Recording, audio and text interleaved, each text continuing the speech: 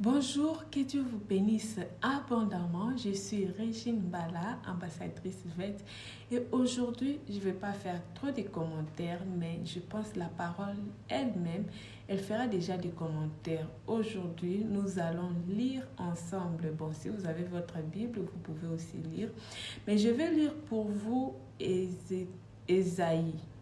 Ésaïe chapitre 55, je vais commencer le verset 8 jusqu'au verset 11.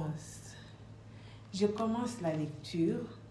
Car mes pensées ne sont pas vos pensées, et vos voix ne sont pas mes voix, dit l'Éternel. Verset 9. Autant les cieux sont élevés au-dessus de la terre, autant mes voix sont élevées au-dessus de vos voix, et mes pensées au-dessus de vos pensées. Verset 10. Comme la pluie et la neige descendent des cieux et n'y retournent pas sans avoir arrosé et fécondé la terre et fait germer les plantes, sans avoir donné de la semence au semeur et du pain à celui qui mange. Verset 11. Ainsi en est-il de ma parole qui sort de ma bouche. Elle ne retourne point à moi sans effet, sans avoir exécuté ma volonté et accompli mes desseins. Si vous n'avez pas le temps de lire, vous pouvez lire à la maison ou dans votre téléphone quand vous serez tranquille. Ce matin, Dieu vient de nous dire que ses pensées ne sont pas nos pensées, ses voix ne sont pas nos voix. Aujourd'hui, nous avons tendance à vouloir dicter à Dieu ce qu'il doit faire.